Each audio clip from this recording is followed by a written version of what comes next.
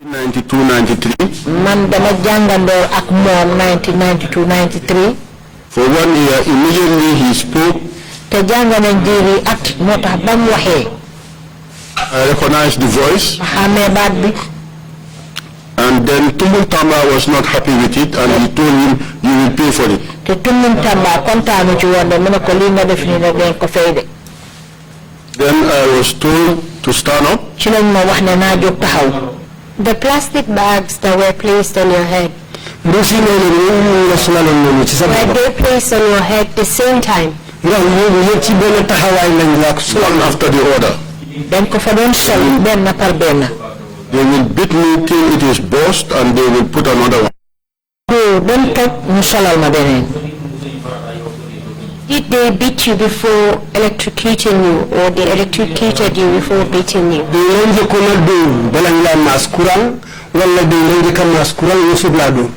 electrocuted me before the beating. Then not the masquerade balañ ma do. What did they use to beat you with? There are no materials. Hose pipe. Hose pipe. Wine wire. Wire. With iron. Marto. Apart from putting plastic bag over your head, electrocuting you, and beating you, what else did they do to you? During the beating, 2 people were standing in front of me. They will kick me with their boots and then scrape my flesh. All my legs, my flesh was all scraped. And 2 people were standing on my side, kicking me on my hip. Even my right hip is swollen up till now. You were doing this with military boots on. Yes. Well, and the sole of the military boot is quite rough.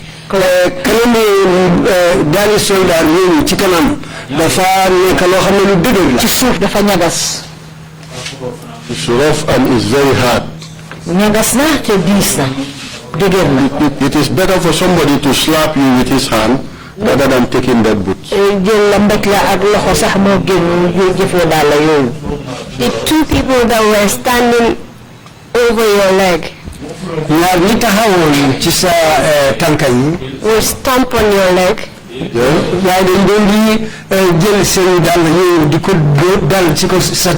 And scrape the flesh of your feet with their boots. Well, and the 2 people on the side were kicking you on your hips. My hips. And there were 2 also behind me. The one was hitting me on my spinal cord, the waist. And the other one was hitting me on my shoulders. What were they using to hit you on your waist and your shoulders? They were using this hose pipe and the stick.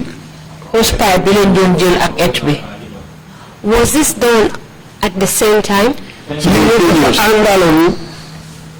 Yes. Wow. The scraping of the flesh off your leg, hitting you on your hips, and while the others are hitting you with hose pipe on your back.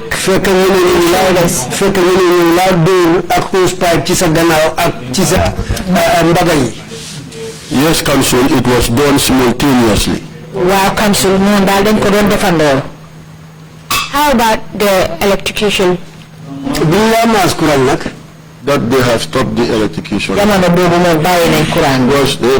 for them, when they first did the one on the head, they found back. biñ njëkkee def ci suma boppa bi dañ dellu gannaaw because they were afraid also. ndax ñu dañu ragaloon tamit nag. How did it feel having electric current running through your body? It seems as you remove 5 kilos from my body. Laf ko laaj naka la mel ñuy jël courant di ko def sa yaram mu dafa mel ni juróomi kilo lañ wàññi ci suma yaram bi.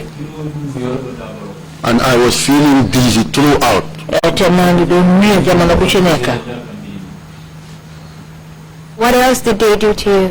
ak lan lañ la def bés boobu. That one I don't want to disclose it. boobu moom bëgguma ko fee wax. Mr. Chairman, we have that information on the PIS, which I will tender later. Chairman mu ngi am xibaar boobu dina ko feeñal ci kanam. Then from that one that I don't want to disclose, gannaaw li nga xam ne bëgguma koo wax sax waxtaan. when they told me to stand up again, ci lañ ma ne naa jóg taxaw. they pushed me towards the east. ñu puus ma ci daal penku bi. I just used my hand to cover my face. dama jël suma ko ci suma loxo càmmoñ bi. They then bring me back, ci lañ ma dellu si waat. push me towards the south. puus ma ci wàlli xarfu bi. I used the same method to cover my face. defaat li ma defee muus ma kanam bi. I have another wound ma here. gaañu waat fii. And these scars are all present. lii yëpp lëjët yaa ngi nii ci suma loxo yi. Sorry, what caused the SARS? loolu gaañ waral lëjët yooyu. Because they are pushing me towards the edge of the window ndaxte so that my forehead will hit the window and then it will be open. dañ ma doon puus ci cati palanteer bi bu ko defee suma jëbi dina dal di mbëkk palanteer bi mu ubbeeku.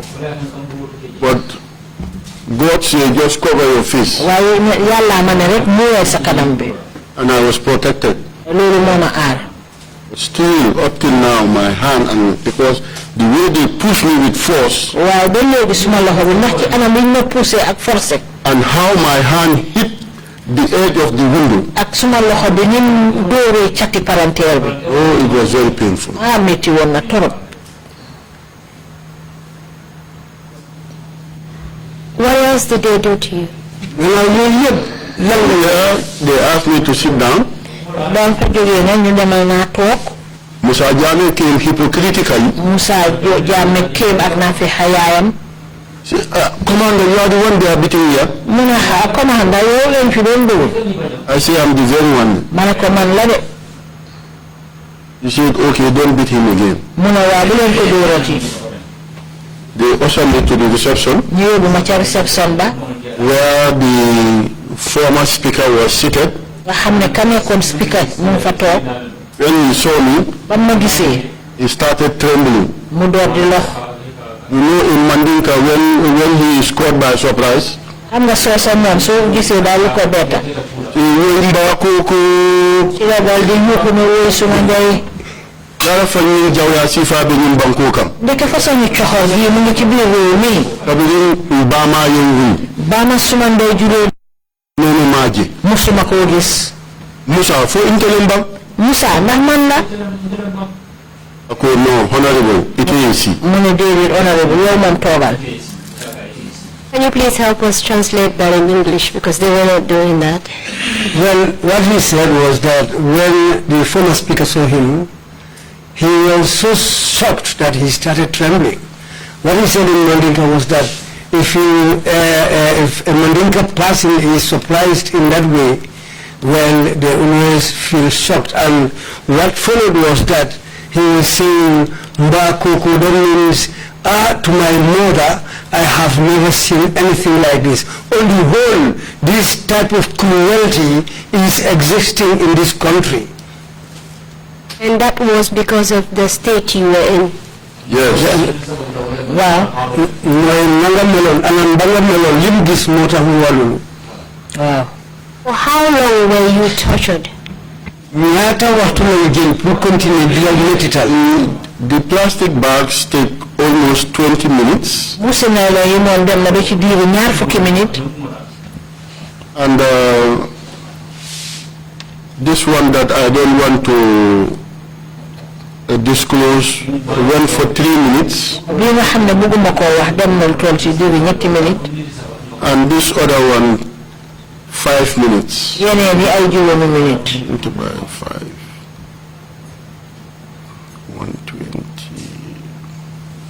Almost 1 hour 20 minutes thereabout. Did they try to do any other thing to you? Any other technique of torture to you? In a bag. I refused that one. I said, unless you kill me, then take me to the mortuary. But I will not allow that. So then Musa said, leave him. Then he went up and came down. I'm sure he was talking to somebody. And then he said, okay, take them back to mile 2. After being tortured for 1 hour 20 minutes or thereabout,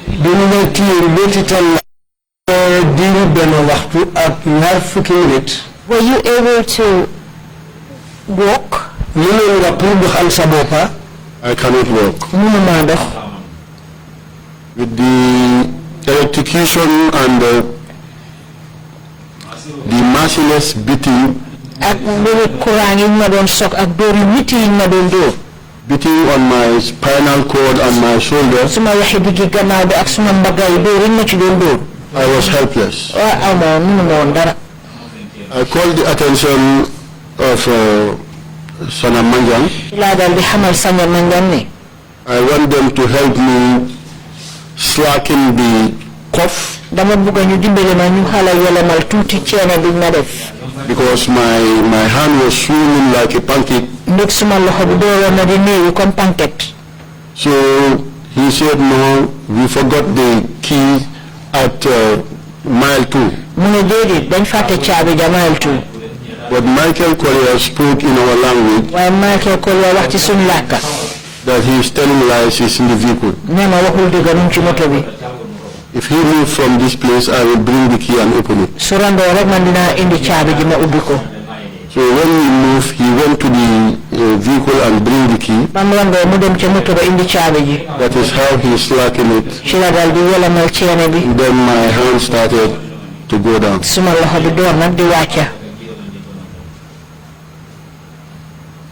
You mentioned that Sheriff Mr. Fadiwa was quite frightened. Was anything done to him that night? For Sheriff Mr. Fadiwa, even if you see who by that time he will die, he was panicked. The state I was in, he was just shivering. Even the handcuff, when I have two wounds here, and the scars are still present.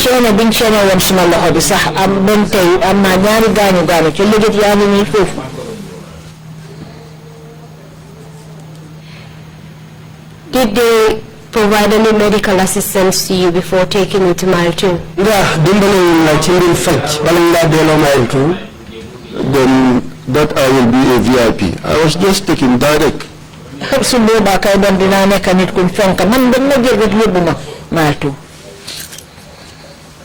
Tell us what happened when you arrived at mile 2 in that state.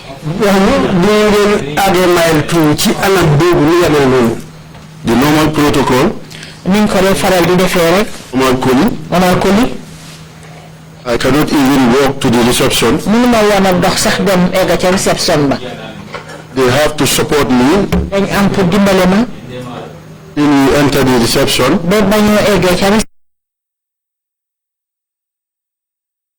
move from my hands. I was given to the and I was escorted, and they still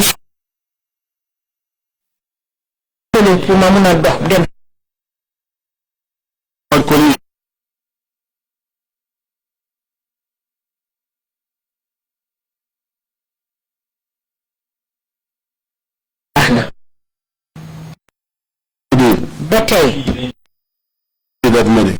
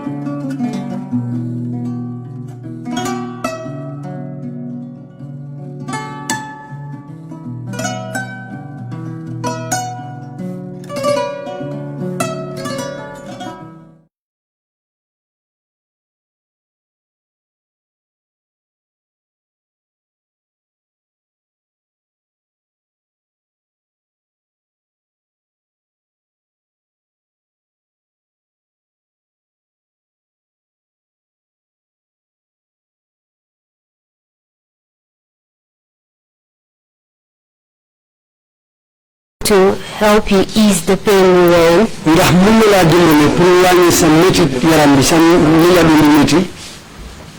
He gave me a prescription. And Mantu prison don't have it. Jamal to prison amul garab yoyu. So I have to send it to my family. Dama am pour yone ko suma mbokk yi. They have to buy it for me.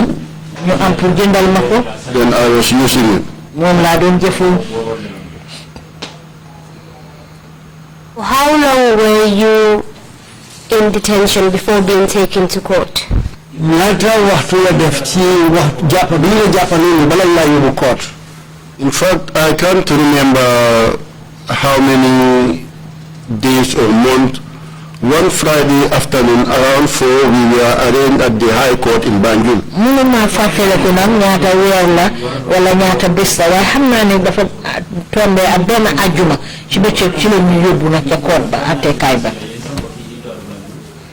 The case was presided by a Commonwealth judge called Justice Munyagin. She's from Botswana. Kiko jiite woon mooy ku ñoo wax Justice Munyagin moom mu ngi bàyyeekoo Botswana. During your trial, were you represented by counsel? si sa àtte bi waxtu bi nga àtte dafa am na lawyer bu la taxawal.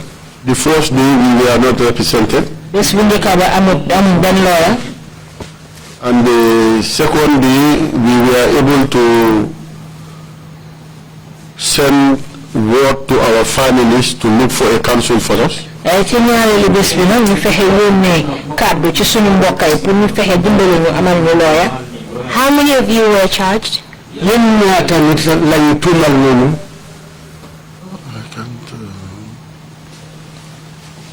I think 6 of us were charged with concealment of treason. foog naa juróom-benn ci ñun lañ waxoon ne dañ xamoon ne ñu ngi waaj a suufu nguur gi ba pare yëglewuñ ko. Four military guys also were charged with treason. am na ñeneen ci soldat yoo xam ne ñoom dañ wax ne dañ doon pexe pour daane nguur gi. And the civilian aspect also 4 were charged with treason. ci wàllu civil itam ñeneen lañ wax ne dañ doon pexe pour daane nguur gi. Then later they charged 2 others. gannaaw bi nag ci lañ dal di indi wa ñeneen ñaar. As far as you could recall, yow ci li nga mën a fàttaliku. were all the people who were arrested in connection with the 2006 coup plot, were they charged? ñëpp ñu jàppoon ci mbiri 2006 coup d'état bu yaaxul ndax ñoom yëpp dañ leen tuumaloon. No, some were released before we were arraigned before a court. déedéet am na ñoo xam ne bàyyi nañ leen balaa ñoo yóbbu ci court bi. People like Honorable MC Cham, ku mel ni Honorable MC Cham, lawyer Antuman Gay, that Lebanese pa, boobu waa jooju waa Libanon bi. and a handful of others. ak ay ñeneen daal ñu sakkal. How do you feel about your trial? How do you feel about your trial? sa àtte bi mu ngi demee naka nga ko gisee. It was just a kangaroo court. loolu kay court la boo xam ne bu jubali la woon rek. Because in the first place, ndaxte ca njëlbeen.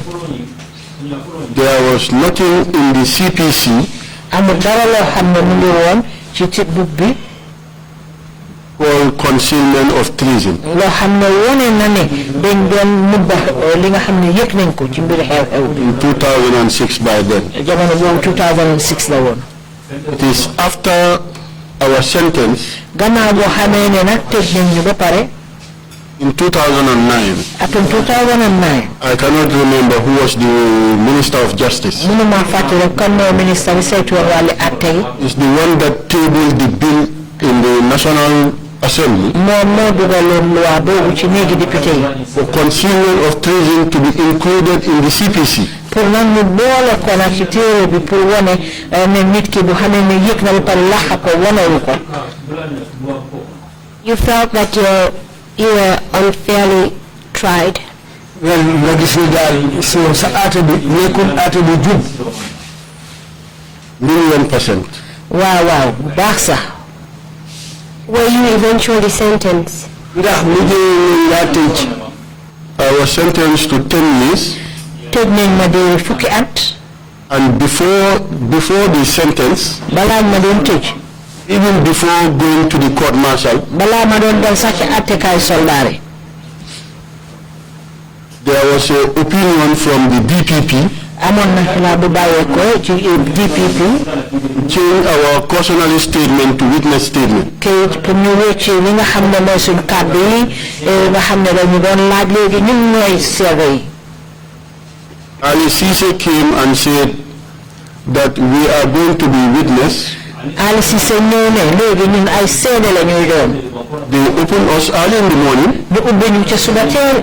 6 of us, we took bath and went to NIA headquarters. ñun juróom benn ñu sangu dem ci NIA headquarters. All of us were placed in different rooms, different offices. ñu dugal la ci office bu uti ak and they told us to change our statement. ñu ne nañ wécci suñ kàddu yi. If they cannot process the paper that Friday, they will release us on Monday. suñ mënta toppatoo kayit yi àjjuma jooju dinañ ñu bàyyi lundi. And that thing never happened. loolu musta am.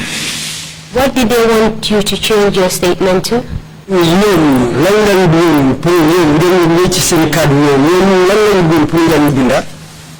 Because I think the DPP is the one who normally study case file and then advise the police or the government whether this can be prosecuted or not.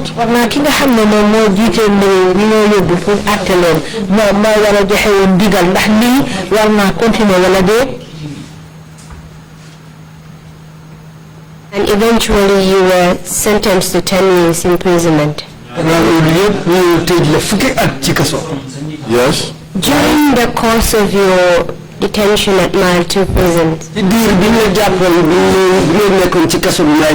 did your family have access to you?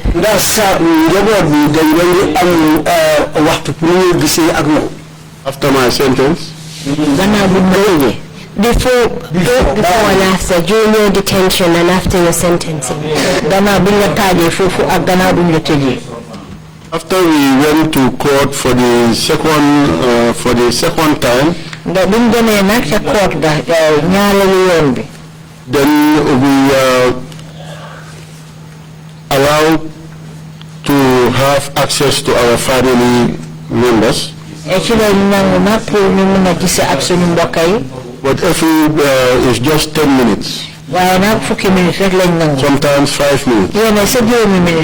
Sometimes the director will say there is an embargo on visits. And after when we were sentenced, in fact sometimes it will go for 3 months. Imagine the whole year you see your family 4 times. And the Prison Act says the prisoner is entitled to a visit every fortnight.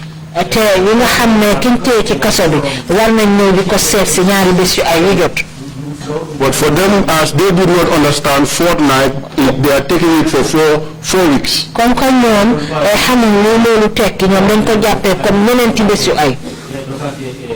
So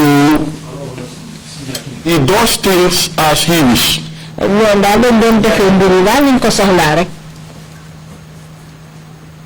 During your trial, did anyone testify of your involvement in the coup?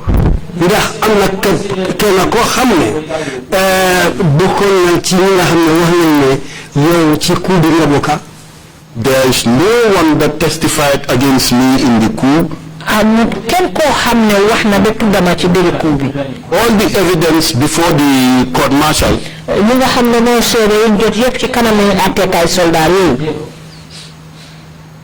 both the exhibits and the witness that came, no one incriminated me. How about Alphaba? Alphaba, they said even the judge advocate asked the DPP Where is Alpha Ba? Ki nga xam ne moo doon atte sax dafa laajte ana Alpha Ba. He said that is among those that escaped to Casamance. ñu ne dafa bokk ci ñi nga xam ne ñoo rëcc daw dem Casamance. And some of the lawyers, defense lawyers, were laughing. ñeneen ñi ci lawyer ñoom dañ doon wee. And of course the commission has received testimony commission bi am na jot na ci mbiri seede yi that Alpha Ba and others ñu wane ne Alpha Ba ak ñeneen Aliou Cissé was just opposite my cell. Aliou Cissé moom dafa jàkkaarloo moom suñ seel yi 3 a.m. ñetti waxtu ci xaaju guddi. I had the knock at the security wing gate. ma dégg fogo bi ca bunti security wing bi. If that gate is not open, bunta boobu moom nag saa yuñ ko fëggee. all inmates have to sit down. ñoo nga xam ne ñoom lañ fa tëj ñëpp ay jóg toog. You have to put on your trouser and your shirt dangay sol sa tubéy ak sa simis. because you will not know whether they are going to touch your door. ndax xamuloo ndax dinañ laal sa bunta. They came to the last room dañ ñëw ci rang bu mujjee bi. and direct opened his cell. ñu dal di ubbi seelam bi. He was fast asleep. They have to tap him. mu ngi doon nelaw dañ ko oo. You say, Lihel. mu dal di nelaw. You say, get up. You are going to Janjambure. ñu ne ko jógal dangaa dem Janjambure. They blindfolded him with the plastic bag. ñu dal di jël mbuusi nylon bi fekk ñëw ko ci kanamam bi. Tie him.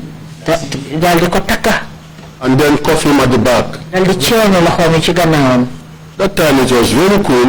boo demee yooyu mu ngi sedda. He said, please allow me to take my jacket. ma ne leen baalal ñu ne leen baalal leen ma di sol suma jacket bi. I was standing by my window. maa ngi taxaw ci suma palanteer bi. Looking at them. di leen xool. I thought that they might even come next is me. ma foogoon ne sax man keneen ki man laa doon. And they told him no. ñu ne ko déedéet.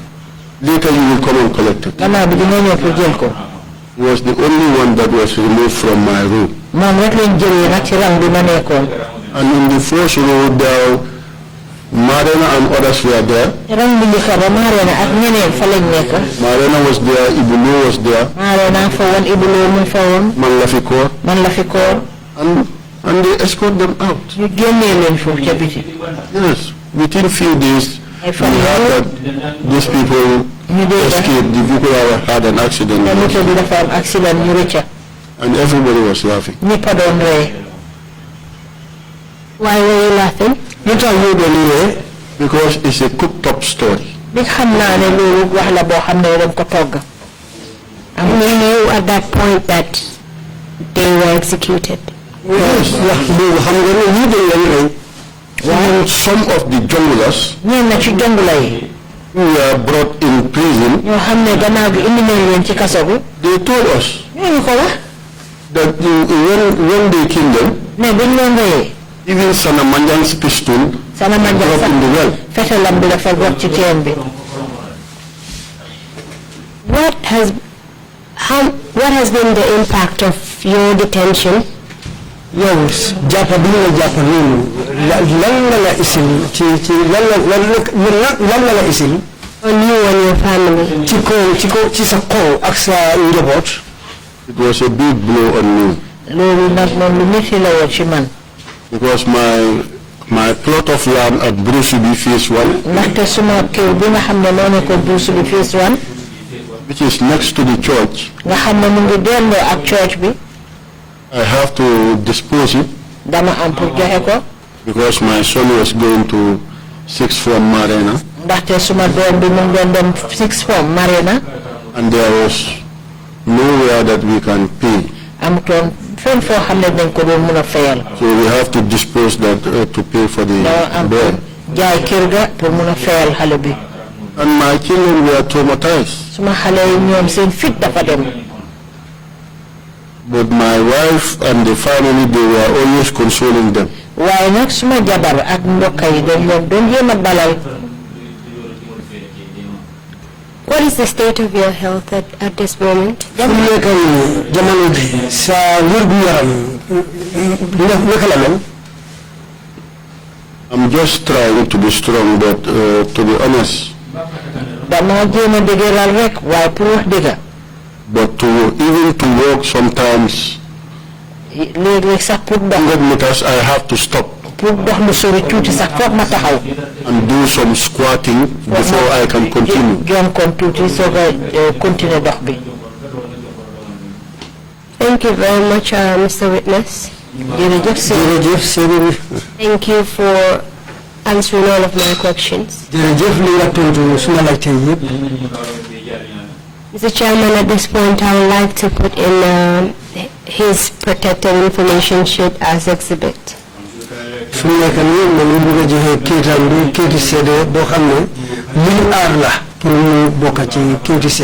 will be exhibit 171. Exhibit 171. Thank you, Council. Your request is granted. That will be all from me, Mr. Chairman. That's all. Thank you, Council. And thank you, Lieutenant Colonel Pierre Mendy, for your testimony. Thank you, sir. Lieutenant Pierre Mendy,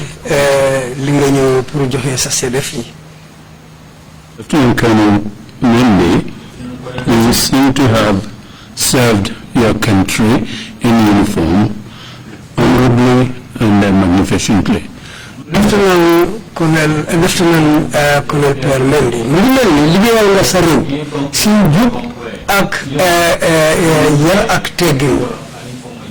in all the sectors that you have served in uniform, since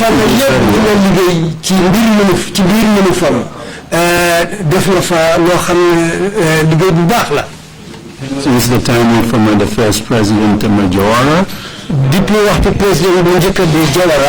up to this moment,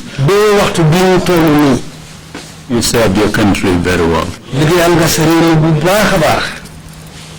You went out to difficult parts of the world.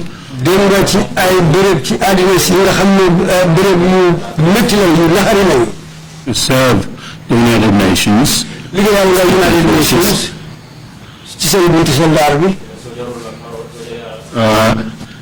With the organization's charter. I'm sorry, I'm a bit emotional. What the treatment that you've gone through. So I may not be that coherent today, but to assist the organization in its own preamble to save succeeding generations from the scourge of war.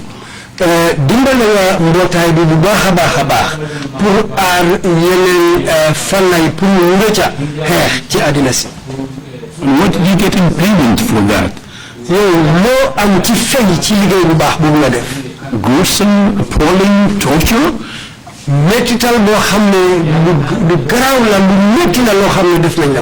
Not in the hands of an enemy combatant in whose hands you fell as prisoner of war.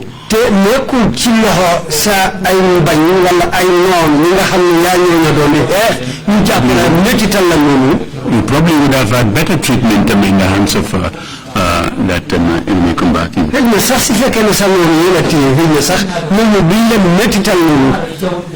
got it from your own compatriots.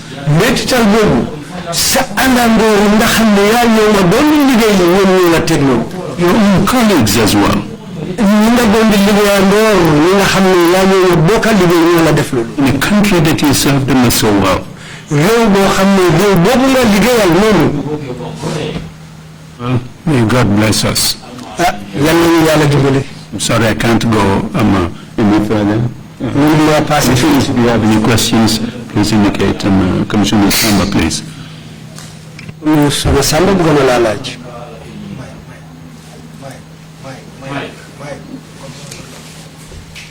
Mike. Thank you very much, Chairman. Thank you very much, Mr. Mendy. Mr. Mendy. I wanted to know whether Almami money was worse before burial.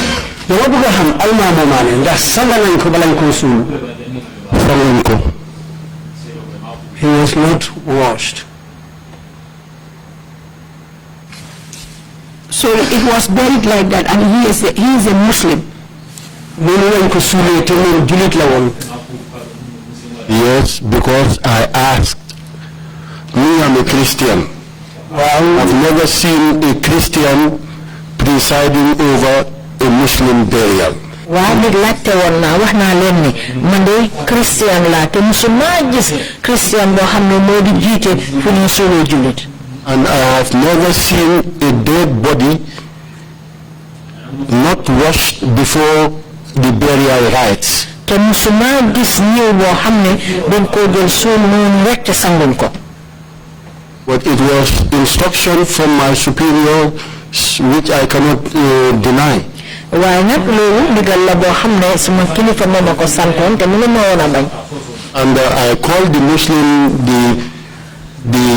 Muslim soldiers to come and do it. Waaye ba nga xamee ne nag mënu ma woon a bañ terewul de oo naa ay soldat yoo xam ne ñoom jullit lañ pour ñu ñëw ñaanal ko. Thank you very much. Jërëjëf. Thank you, Commissioner Jones. Commissioner Jones,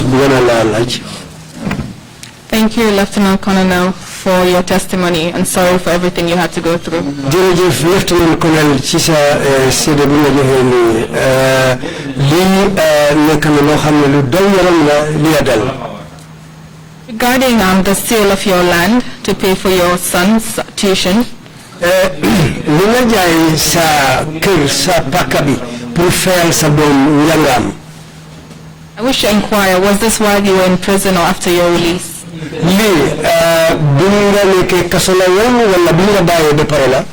was in prison by then. How were you able to, or how was the family able to keep up with the needs of the family and other school fees whilst you were locked up? My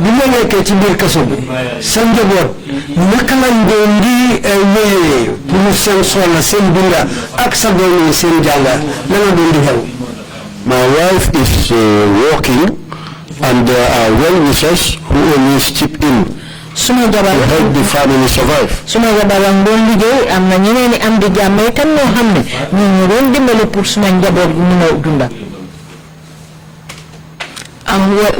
How many kids do you have? Sorry, may I ask? I have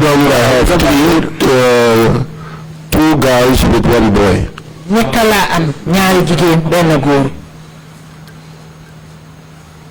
All right, thank you. Thank you. Thank you. Bishop, you have the floor, please. Bishop Odiko, Thank you, Chairman. Lieutenant Colonel Pierre John Mendy. Lieutenant Colonel Pierre John Mendy. Did you serve the 10 years imprisonment, the whole 10 years? Sir, I served 9 years, 4 months, and some days.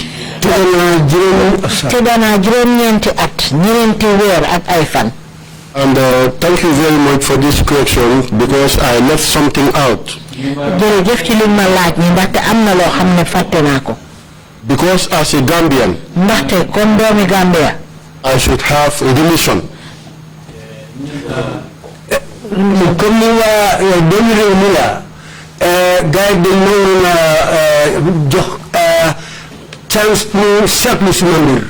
No, a remission, that is every 12 months, I should serve 9 months.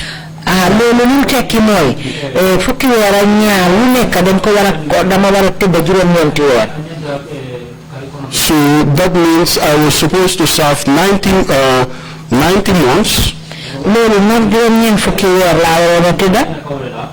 That is 7 years, 4 months. I told the deputy director that I'm a Gambian and I'm entitled for this remission. He said, no, soldiers are not entitled. I said, where is the document that states that soldiers are not entitled? He said, this is from the executive. I said it's not correct. ma ne leen loolu du yoon. Government work with documents but not with verbal instructions. nguur gi moom li mu war a doxee mooy doxee ak këyit waaye waruñoo doxee rek ak ay kàddu yu ñoo joxe. Then I overstayed in prison. mel ni bon li ma des si kaso bi ëpp na la ma fa waroon a tëdda. Because I was just supposed to spend 7 years, 4 months. ñeenti la ma fa waroon a tëdda rek juróom-ñaari at ak ñeenti weer. As the fictitious 10 years they sentenced me. ci fukki at yi nga xam ne moom lañ ma tëj. Then they said I am pardoned. ci la gannaaw bi ñu ne jégal nañ ma. For what? After overstaying in prison. pour lan gannaaw bi ma tëddee lu ëpp sax la ma waroon a tëdda. 9 years, 4 months. juróom-ñeenti at ak ñeenti weer. And there is, as I mentioned, there is nothing in the CPC in 2006 that says there is concealment of treason. te fekk na amul dara loo xam ne feeñ na ci luwaa réew mi loo xam ne wane na ne nit ki dafa yëg dara ba pare nëbba ko amul dara loo xam ne luwaa yang fa. Put us in a kangaroo court. ci koor la boo xam ne jubut. And just sentence us like that. ñu jël rek tëj mi noonu. And before the judge advocate wanted to pass his judgment, balaa attekat bi doon dagal atteem. he said wax na ne. that some will go home today. am na ñuy ñibbi tey. But it's destiny, others will return to where they came from. waaye nag ci ndogali yàlla la dina am ñoo xam ne dañoo dellu fañ bàyyeekoo. With telephone calls, everything was changed. téléphone call bu ñëw rek yëpp soppeeku. And everybody was sentenced. ñëpp lañ tëj. 3 of us were sentenced to 10 years. ñun ñetta lañ tëj ñetti at fukki at. 3 others sentenced to 25 years. yeneen ñetta ñu tëj leen ñaar fukki at ak juróom. And 4 others sentenced to life in prison. ñeneen ñu tëj leen seen diiru dunda. Where is the justice coming from? léegi ana njub gi nag fan la bàyyeekoo. I'm so sorry for that painful ordeal. Mr. Chairman, before the witnesses' final remarks, I'd like to rectify the exhibit number is actually 172, not 171. Yes, Mr. Chairman. Thank you, Council. Lieutenant Colonel Mendy, if you have any closing remarks to make, please proceed to do so now. Yes, sir. Sir, I thank you all, you as the commissioner and your able commissioners. sa maa ngi laa gërëm yow mi jiite commission bi ak yow sa commissioner yi nga xam ne ñoo topp sa kaw. For the service you are rendering to this country. ci liggéey bu rafet bi nga xam ne yaa ngi ko yéen a ngi koo def ci réew mi. With your slogan, never again. ak seen kàddu gi wane ne dootu fi war a am. Gambians should love each other. waa Gambia dañu war a bugante. But hatred and jealousy, waaye mbañante ak kañaan. that is what is making this country to retire. loolu mooy delloo réew mi gannaaw. Patriotism is not in our vocabulary. bugga sa réew moom loolu bokk ci suñ mbir. What is in our vocabulary is greed. li nga xam ne mooy suñu mbir daal mooy bugge. Greed is an insidious disease bugge nag moom feebar la boo xam ne. which ne can kill a nation. mun naa rey réew. I am suggesting that maa ngi xalaat ne. that patriotism to be introduced in our curriculum ma bugga sa réew nañ ko boole di ko jàngale ci jàngu yi. in the civic education wherever it is. ci li nga xam ne foofu la ñoo war a jàngale fu mu mun a doon. With all these TV stations we have, ak télévision yu bari yi nga xam ne yëpp moom lañu am. we can be able to enlighten Gambians. mun nañoo waa Gambia. And let us bear in mind, te nañ bàyyi suñ xel ne. whether a Muslim or a Christian, moo xam julit nga wala christian nga. if you die, boo dee. a Christian is a coffin. christian mu moom kees la. and a Muslim is 7 meters. Julli bi moom juróom-ñaari meetar la. We are not going to take along anything that we are siphoning from our various offices. Amul dara loo xam ne dinañ ko yóbbuwaale ci loo xam ne moom la ñu tiitaroo ci suñu office yi. Therefore, let us work amicably for our country. ci kaw loolu nañ liggéey nag bu baax pour suñu réew. So that this country is a small country. ndaxte réew mi réew mu tuuti la. We can go to higher heights. mën nañoo dem fu gën a kaw. But if one is digging, waaye su kenn di gas. 20 is trying to bury the hole. ñaar fukka di suul. That hole, you can't see it. pax moomu de doo ko mus a gis. All Gambians should come on board. waa Gambie yëpp dañ war a booloo. And regardless of religion, ethnic group, moo xam diina ban nga bokk moo xam ban xeet nga bokk. we should all be one. dañ war a nekk benn. And work towards the common goal of our country. liggéeyandoor ci loo xam ne moo jëmale suñu réew mi kanam. If you see other countries develop, boo gisee yeneen réew yi ñu ngi amee yokkute. patriotism is in their hearts. bugga seen réew moo nekk seen xol yi. They have no room for hatred and jealousy. ñoom amuñ benn bañante ak kañaanante ci seen xol. What they have is their country. liñ fa am mooy seen réew. To make sure that they go to higher heights. boo gis ne réew ma jëm na kanam. Sir, I thank you, sir. maa ngi leen di gërëm lu baax saa jërëjëf. Well, we should be the ones to thank you very much for coming to testify before this commission.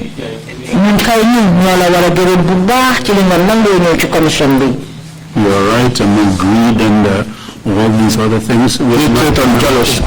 wax nga dëgg bugge ak mbañ ak kañaan. We would take nothing with us to the grave. amul dara lu ñoo yóbbaale ci bàmmeel bi. Not even bicycles that mother would see in their dreams.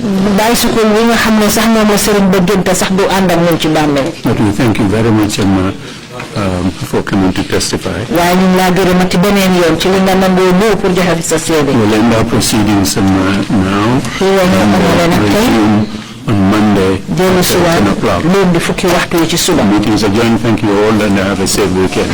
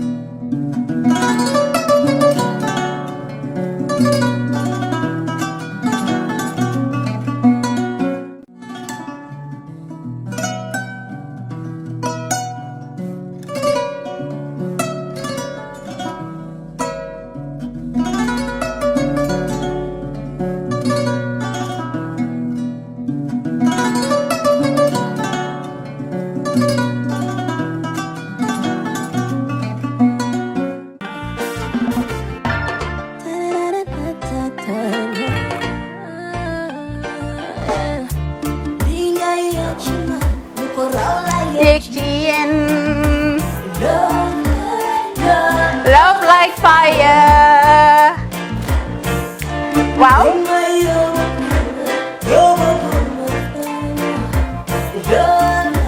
Love like fire. Xam ngeen rek affaire bi xam ngeen fan la? Skincare la. 2020 lañ wax de. Waaw. Fii nag mooy Kerr fan Kerr zero tache. Perfect skin. Skincare saa su ne rek niñ ko dee defee rek. Loo lañ soxlaati rek. Maanaam bu ngeen am problème ci seen skin ngeen xam ngeen fan la. Fii ngeen di ñëw. Suma xarit yeeg am di jàmm yi nga xam ne taas daf lañ sonaloon xam nga doon xeesal ba la ka xum éneew ma lañ ko nag waaye just in case comme ni ko gars yi defee rek en cas just in case loolu xew xam ngeen fi ngeen di ñëw fii ngeen di ñëw skincare plus si yu baax rek la ñoo dox nag ay baax rek fu ne la ñoo dem ci réew mi di lañ indi rek nag products yu baax du Paris du Italie du USA du fi mu nekk nii sax boole nañ ci nag Sweden fu nekk lañ leen a indilee products bu dee tamit nag da nga ñuul rek ñu lay jamaa natural beauty that melanin dripping we do have stuff for you as well emuñ si skincare products rek ñu ngi ci cuub yi tamit fu ne la ñoo jaar in fact sax last commercial bi ñu defoon waxuñ leen woon ne dañoo dox ci ay kawar 9A grade rek nag waaw we do have bundles as well hair si lu ne la ñoo dox ñun ñu ngi ci rafetal jigéen rek luy taaral jigéen rek waaw boo leen di tukki tamit bëggoon rek classic suitcase ñu dañoo dox ci ay Samsonite duñ dee indi any brand of suitcases though other than Samsonite comme li ma dee wax rek boo eggee airport dëri Samsonite dafa am nuñ laa xoolee waaw ngeen ne lan nag waaw skin ci moom la ñu gën a xamee nag skin care products ci moom la ñu gën a xamee ñu ngi dox tamit bentey tamit si ay dàlla man waaye man nag skin care mooy suma specialty xam nga rek jigéen bu sa xar kanam réglé loo def mu jag am nañ Patricia Reiner Kiwi Eye the whole range Lighten Up Gold Tomatine I mean the list can just go on and on and on and on lépp loo xam ne rek luy taaral jigéen la ci yooyu rek la ñoo dox skin care plus nag emuñ si Gambia rek ñu nga United States ñu ngi Gambia fii ba pare bu dee yaa ngi anywhere in Europe mun nañ la ko mail within 3 days rek ñetti fan rek nga jot say diw emuñ si loolu rek dañ laa consult tamit balaa ñu laa jaay diw dinañ def a free consultation pour wax la rek exactly li nga xam ne moo méngoo ak sa kanam dinañ leen wax tamit ne rek am nañ perfumes you know fragrances men's shirts accessories we do dresses as well we do blouses I mean we do shoes name it we do them Skincare Plus 2020 is our year of perfection zero task fi mu nekk nii réew mi fii kenn waratu fi task kenn waratu fi am problème kanam kenn waratu fi am problème yu picca boo ko amee dafa fekk ne rek ñëwuloo ci place bi fii love like fire bring my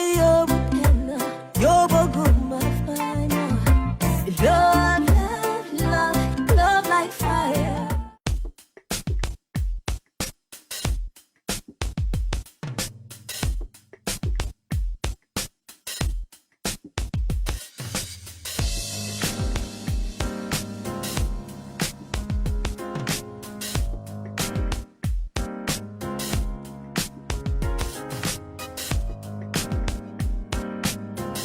Miss V Designer Outlet is the #1 quality and affordable stop shop for all your needs.